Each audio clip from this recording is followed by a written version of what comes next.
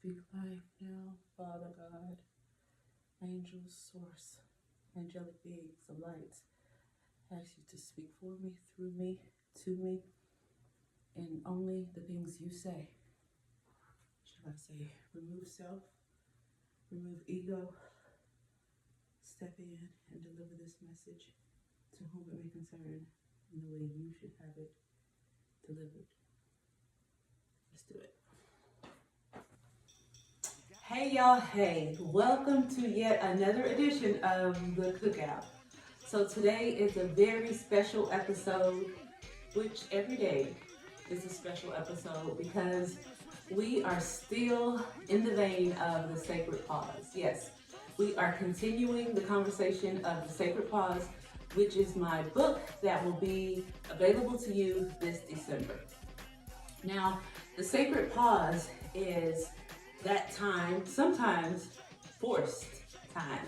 Sometimes life will sit you down, if you know what I mean. Circumstances happen, situations happen, and then sometimes it can be intentional. Sometimes you can have the awareness where you say, you know what, I need a break. I need some time off from work.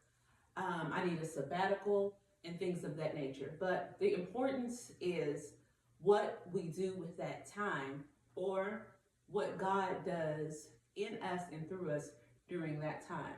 So the sacred pause ties into the rest of the episodes about Black resistance as joy. And so what we discovered is, in order for us to be successful as a people, you know, in the Bible it talks about the Israelites had actually made it to the promised land, and they circled around the promised land for 40 years, right? They were right there, but something was stopping them from going all the way in. And I believe that was their mindset, right? And so some of us, we have taken that pause and we are right there on the cusp, on the brisk of kicking down that door.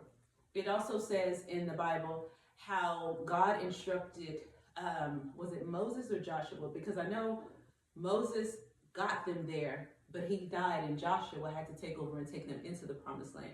But he instructed them to march around the city of Jericho 6 times, a total of 7, but 6 times first. And on that 7th time, he told them to raise their voices, hit their horns, blow their horns, and the walls came tumbling down. So the book, The Sacred Pause, is talking about, in order for us to have joy, Black joy is resistance. In order for us to accomplish joy, we must first find peace. Because your nervous system, your life, your mindset can get addicted to chaos. And when you find yourself in a situation where you don't even know what peace feels like. And so sometimes we like to take a break, but that break sometimes isn't long enough.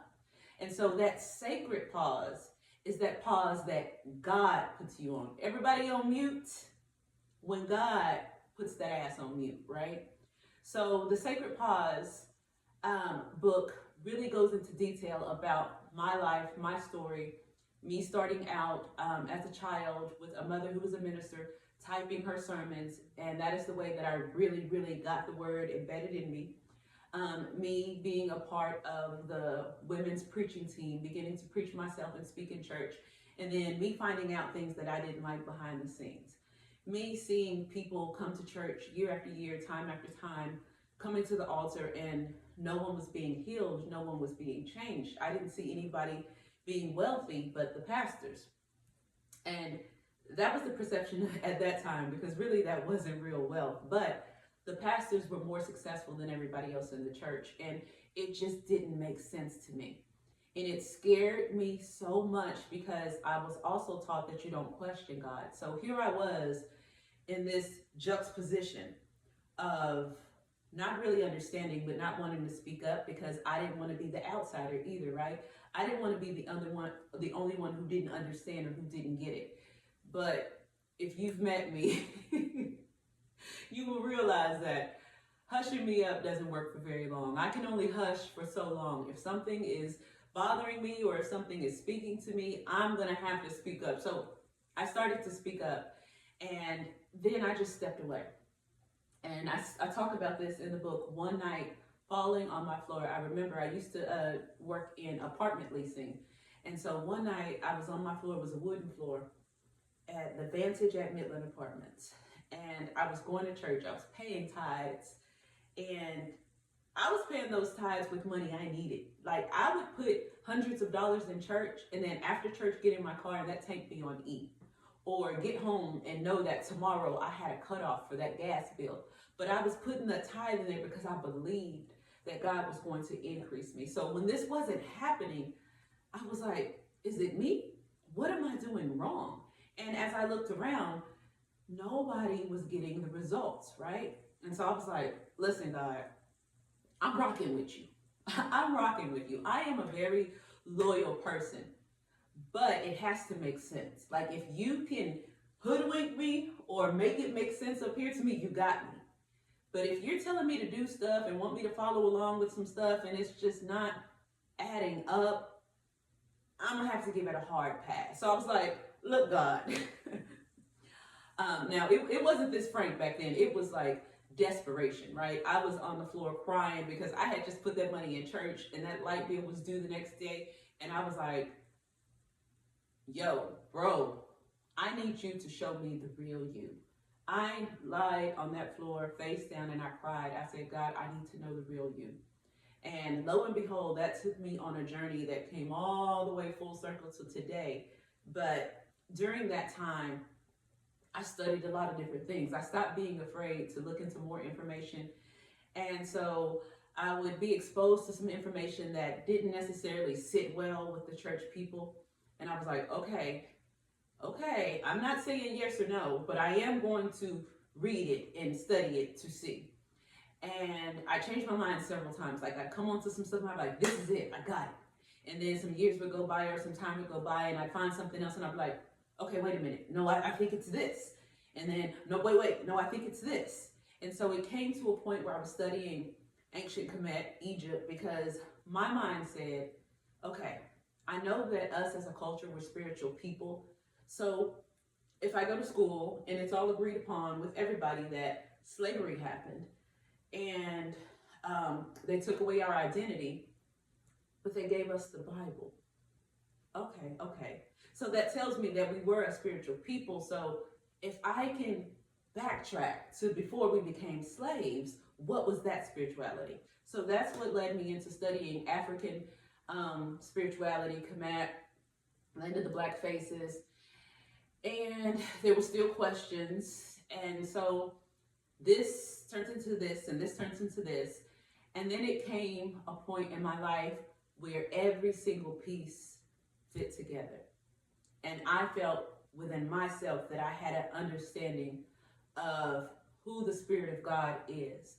Because the Bible does tell you that God is a spirit and you must worship him in spirit and truth. So there has to be a spiritual aspect to this, right? It has to be some kind of thing that you do, some kind of awareness that you have, some kind of surrounding that you create, because you're not going to be able to see him, right? So, in church, they have an altar, right? Come to the altar. In church, they say, we call upon the Holy Ghost. And when the Holy Ghost enters into someone, we see them do all these different things. That's spiritual because you're calling upon something that is not natural in the flesh to come upon you. And it also speaks in the Bible about in the upper room when they were all on one accord and the Holy Spirit fell upon them. And so the Bible also tells us that we wrestle not against flesh and blood, but against principalities and rulers in high places. So these are strongholds, mindsets. These are systems, right? You can look at the government and the systems they put in place and the schooling programs that they put in place to psychologically retrain your brain. That's what a stronghold is. If it wasn't for me studying all of these different types of things, I wouldn't have been able to understand the spiritual part with the part that exists today, right? So government systems are strongholds, mindsets. When you have influencers who can convince a whole group of people to follow them because of the way they dress, because of their music, because of their lifestyle, In that circle, that is a stronghold. And the word tells us that God will give us the power because we wrestle not against flesh and blood, but against these principalities and these strongholds. So God has commanded us to bring down these strongholds. So in theory, what God is saying is he is giving us the power and the knowledge. He will reveal the knowledge to you so that you can step to these systems. You can step to this government. You can step to these influencers. You can step to this society and pull down these strongholds. So when you start learning the verbiage and what these words mean and the spiritual meanings and the context, then it all comes full circle.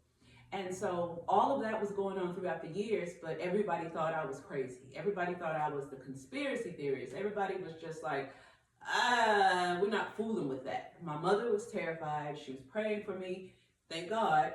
But it was all in good intent, right? Because I was that person that God chose in my family to do this work. And I wouldn't have ever been able to do that without my mother teaching me what she did and without me being led the way God has led me to not be fearful. I've always been the person who stood up for the underdog. I've always been the person who would put myself out there. And so all of these things over the years, I was already active in them and doing them and trying to get more of an understanding about them. And I could see differences. I could see things working. I could see where things didn't work. And I still had questions. I was still questioning God. I would still, because me and God, we like that. We have that kind of relationship where I can come to God, the spirit, the energy, and do that. So then my pause happened, right? COVID happened. Some things happened in my life with my family. And I was tired. My spirit was tired. And I couldn't figure out why I couldn't do what I usually do, which was show up against all odds.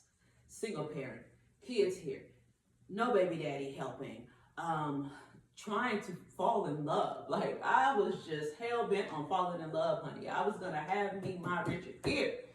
And so through all of these things, through all of these trials, these tribulations, I lost my youngest daughter when she was about 4 or 5 because her daddy had more money, took me to court. I didn't have a lawyer. I cried on the floor. Now, how do you take a child from a person who's never been to jail, never been in any trouble, never lost her other kids, but then you give her to someone who has a criminal record and money? That happened, had to go through that. Years later, ended up losing my son to prison, had to go through that. Abusive relationships, being on jobs, trying to move up and get noticed and things, but just not having that college degree, me never caring about it. But all of these things, life, right? Everybody has their story, life be life, right? But then that pause came, and the pause lasted longer than I intended it to. I always wanted time where I didn't have to go to work so I could figure out my life, figure out a business, and I got that time. And I couldn't figure out anything. And it was frustrating me because I was like, I'm so smart. Why can't I figure out a business? Why can't I start my own business? And so I had time to write my books. I had time to study. I had time to dig deep. I mean, I studied and I studied and I studied. And I found out that I love studying. If I had known that when I was in school, maybe I would have went to college. But now in hindsight, I'm glad I didn't because I feel like that they're being programmed, indoctrinated, so blah, blah, blah, blah, blah. But I love to learn. I love to understand things. I love to get wisdom. And so part of my life, even now today, is just learning. When I'm watching TV, I need to be learning something. It's hard for me to watch fiction. It's hard for me to read fiction. It's hard for me to watch TV shows. It's like documentaries, behind the scenes, the news, philosophy. That's where I'm at. That's what I want to do, and so every now and then I come across something that entertains me. I like The Housewives, and I love me some Candace Owens. So I'm going to watch Candace. I'm going to watch Housewives. I'm going to watch Old School Martin, Living Single, Will and Grace, Girlfriends, old movies from the 80s that come on YouTube, like old stuff, right? But I said all that to say, during that pause, all the pieces started coming together, and that was only because I was in the pause longer than I wanted to be, because God put me on mute. but he also knew what he was doing. All things work together for those that love God and are called according to his purpose. So even when you are confused and lost and not understanding spirituality and not understanding the word, if your heart posture is in the right place, don't fret. Do the right thing even when everyone else is doing the wrong thing. And that is the best advice I could give my younger self, because sometimes I would get frustrated with myself and I'd be like, you know what? I'm just going to start acting up at this hoe. I'm about to just start doing people bad, doing people dirty.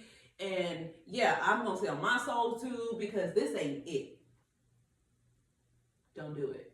Stay the course, because it will make sense. And I tell you this is the way you want to do it. Once you have built up who you are in your center and you've gotten your foundation and nothing can shake you, like it talks about the house that was built out of sticks, that was built out of straw, and that was built out of brick. Once you get that foundation of brick, all of those things that you see people being successful at doing bad stuff, those are houses built out of stick. Those are houses built out of straw. You build your house with a solid foundation and you don't grow weary in well-doing. That way, when your blessings start to come in and everything shifts, you will actually be able to hold the space, have the space to hold it and actually enjoy it. Because the last thing you want is to get all of those things and then still be empty, still be unfulfilled. So if you do it the right way, the path less taken, which is the most beautiful path, like the accomplishment that you get when you get that solid foundation. Like, I am unshakable. Yes, I have my moments, but at the core of me, I'm always going to bounce back. Knock me down 9 times, I get up 10. That is on what they did. Period. Like, I am so self-assured, and I have to fake it till I make it. That's what faith is. Faith is the substance of things unseen. I saw it up here, but I didn't see it up here. But I kept walking in it. I kept holding my head up high. I kept showing up to interviews. I kept showing up to meetings. I kept showing up to events. I kept showing up, showing up, showing up, showing up, showing up. And when I walked through that door, it was, confidence, confidence, confidence. When I got back in that car, I was like, oh my God, I don't know what I'm doing. Those people probably think I'm crazy. They probably think I'm stupid. But hey, action, action, you know. And I just thank God that I had the fortitude to be able to do that, because it finally came to a place where it feels real. And I finally became the person who I was trying to be. I say this with 100% realness. There is not a single person I would rather be other than me. I am my own hero. I believe the children are our future. Teach them well and let them lead the way. Show them all the beauty they possess inside. Give them a sense of pride to make it easier. Let the children's laughter remind us how we used to be. The greatest love of all. The greatest love of all is happening to me. And if by chance, listen, don't get me going with me. But I said all that to say it is so true. Learning to love yourself is the greatest love of all. All of those simple sayings, all of those little things that your grandma would say, that your aunties would say, one day you're going to wake up and it's all going to make sense. The simple things, right? So once you are able to really appreciate the simple things, like the word says, worry not about what you will eat, because God knows that you need food. Just like he provides for the birds and the trees and the flowers, why wouldn't he provide for you? It sounds so simple, and it is. But the devices of the enemy is to confuse it. God is not the author of confusion. If you are confused, pause. Because God is not the author of confusion. But what we have here today in society is confusion. They're giving you so much information. Like when the truth comes out, They throw a whole bunch of lies out with it, so you can't decipher what is real and what is fake unless you have that foundation. That is the name of the game. That's why there's so much content.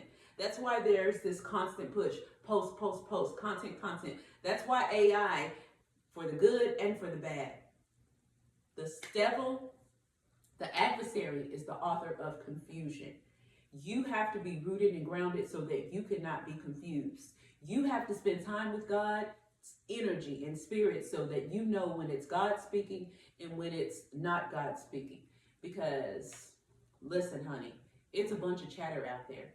You have to protect your energy, because the people you surround yourself with, those environments, those things will have you thinking stuff that ain't even your thoughts. I truly believe that there are so many homosexuals because everybody wants to be a part of a group. Everybody wants to be included in something. And so it's easy, if you don't find the boy you want or the girl you want, or things are just not going the way, hey, there's a whole group of people over there that say I can be this. And so you join because of that. It's constantly in the media. You have the Democrats constantly, transgender bathrooms and this and that and this and this and that, all day, all day. Next thing you know, you think you gay. I don't believe that everybody who's gay is really gay. But I said all that to say this is all energy. Remember what we said? We wrestle not against flesh and blood. We wrestle against energy. Energy, right? This is all energy. These are all strongholds. This is what this stuff is about, y'all. Everybody ain't gay. And transgenderism is a mental illness, right? How can you say that you love God and you trust God, but he made a mistake in something so serious? I love God and I understand God and he's the greatest and I give all praise to God and he did it. But he accidentally made me the wrong sex, but he's all knowing. Y'all, come on. It is 2025. We are getting our lives back. We're tired of marching around. We're going into the promised land. So we're going to have to tell some truths. Everything ain't easy, right? You're going to have to fight those urges. You're going to have to fight that devil. The word tells you to resist the devil and he will flee. We don't want to resist. If I think a thought, it just must be it. Baby, you know how many times I think about harming people? I'm not going to harm anybody, but I think about it. I think about a lot of things that I know are not me. You got to be able to discern these things, and you got to be able to have a foundation, and you have to surround yourself with people who think the same way you do, so when you're having these conversations, they can identify with you. It said they overcame by the power of their testimony. And if you're surrounded by losers, if you're surrounded by people with bad intentions, then yeah, it's going to be hard for you to talk about your personal business and what you're going through. So choose wisely. Choose ye today whom you shall serve. You can't serve two masters. You will love one and hate the other. There's no more fence riding. And I'm saying this to the people who are ready to go on and enter into the promised land, because we're not worried about the rest of that. The word told us that this would happen, but I just wanted to get on here and share that with you today, because a revelation that I had about the sacred pause that made me so happy when I woke up this morning. This sacred pause book is for women, but men can also appreciate it and get the same lessons, right? It's not that there's information in there strictly for men or strictly for women, but woman to woman. The struggles that I dealt with in society with masculine energy and feminine energy. I realized this morning that that's what this book is about. This book is about the return of the divine feminine, about being able to sit in a space and be safe to be feminine, to be safe to rest. The sacred pause is about finding that space where you can actually be the divine feminine. We have, as Black women, had lives where we were forced to be in our masculine energy. We were forced to be mothers and fathers. We were forced to take care of households. We were forced to take care of grandma, uncle, auntie, family, and we did it without any hesitation. We did it naturally because that's what we do. And then they turn around and tell us that we're too masculine, we're too independent. We've done the good deed. God is ushering now a new energy, and that is the return of the divine feminine. This book is encouraging my sisters to do the process, to renew your mind to the mind of Christ, to come back, to stop being influenced, to tell the truth when something doesn't make sense, to not go along just to get along. This is a calling back to yourself, so that if you go through the sacred pause, the sacred process, God's going to change everything in your life. And you will discover that divine feminine at ease. And that's when the magic starts, right? If you were able to accomplish all those things through all that hell, baby, wait till you are in an environment where it is safe to be feminine. Oh my God, that intuition. If you want that woman to treat you like a king, put her in a position of a soft life. Restore the divine feminine energy. It is time out for men having feminine behaviors and tendencies. Now, don't get me wrong, we all have masculine and feminine energy, but it has to be a balance. We were created to balance each other. And we are no longer asking for permission. We're taking our pause, we're getting our mind back, we're getting close with God, and God is restoring us to our feminine energy. So I'm so super excited because I have to practice, right? I've been in my masculine energy so long. I have to practice, y'all. I have to remember what it's like to naturally be a woman, to not worry about the lights getting cut off, to not worry about some man talking smack to me. See how I was about to use the naughty word, but I'm practicing my feminine, right? So yes, we got to practice. If you're like me, you got to practice, right? But I'm excited to see what life is like when we are in divine alignment. Baby, I've been out here like the slayer. Like, I've been cutting people off, cutting energy off. I've been putting men in check, setting boundaries. And now all that groundwork is done, and people know how to treat me. I will tell you that. I don't get disrespect. I get respect for men. I get respect for women. You may not like me, but you are going to respect me, right? People know, especially men, not to play with me. They know that it's not a caricature. Being a woman is not a costume you put on. It's not about the lipstick, the clothes. So you have all these men who want to wear purses, wear dresses, lipstick. Baby, that ain't it. It's not what's on us, it's what's in us. And it can't be duplicated. Y'all, just stop. Just stop. No more if you're not man enough, you're just gonna, well, I can't be a man, I can't do it right, and I'm jealous that they get to stay home, so I'm just gonna be a girl. No, I don't want that around me. I don't want that around me. Now, if you're gonna be a man and a woman, and if you're gonna be in a man and man relationship, and you're gonna stay a man and two men, and you're gonna be two women and two women, that's a whole nother conversation. But this changing your sex and putting on the costume of the divine feminine, no, that's done. God is not the author of confusion. If you're confused about your sex, that is not God. If you're confused about your sex, that is the devil. And we're going to call a spade, because you are not infiltrating our space that God created us to be in. We birth you. We give life, right? This is our seat. This is our throne. So ladies and gentlemen, if you want to buy your lady a beautiful book, if you want to have her in her divine feminine, if you want to experience that, so that you can pour into each other. She pours into you, you pour into her, and it flows.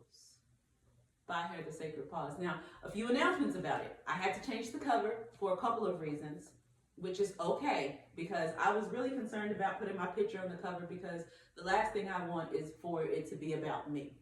So for marketing reasons, we decided to change the cover. So the new cover is just black, white, and orange. There's no picture on the front. There are some pictures on the inside when I'm discussing things that went through my family, so you'll get to see my family in the book. But brand new cover. So I've been promoting this cover with my picture. It has changed. And we still have the Life by Design book, and the Sacred Pause book will be available in December. But I'm so excited about this return of Divine Feminine. The Sacred Pause is taking a moment to regroup, to get back in touch with the divine, and to find your way back to your divine energy, right? So when y'all see me, I'm not giving out any explanations. I'm not doing that anymore. I've already had my pause. I've had my tearing down, I've had my cutting, I've had my replanting. Now you're just gonna see this beautiful flower, right? And I'm so super excited about life the way God designed it to be. So until next time, here on the Cookout, where we discuss all topics Black, I'll see you right here. Same time. Well, I can't say same time, same place, because I kind of pick and choose when I'm going to do this. Me and the spirit, when spirit taps me and says today. So I come on here when I have something to say. So until the next time that I have something to say, I'll see you right. What? I need to have a good outro. In the meantime, while I think, let me get some stills for some photos. What could be a good outro? In the meantime, in between time, stay sacred. That's what it's going to be. Hands down, the Black woman is the most beautiful species on the face of the planet Earth. There ain't nothing on Earth better than a Black woman. And you should take pride in being the queen of the planet Earth. You should take pride in being the mother of civilization. You should love yourself so much. Once you learn that the mother is the first nurse, the mother is the first teacher, the mother is the first doctor. Once you learn, Black woman, that you are the queen of the planet Earth, that you are the second self, not of man, but the second self of God, that you are the womb of man. That's why we call you woman. Once you learn that about yourself, your value should be so high, sister, that you stop giving people discounts. See, if you really knew who you were, a Black woman, you come on off that clearance rack and get back behind the glass where all the real valuable stuff is at. If you really knew your value, then you wouldn't have to show your behind. You would have your mind on display.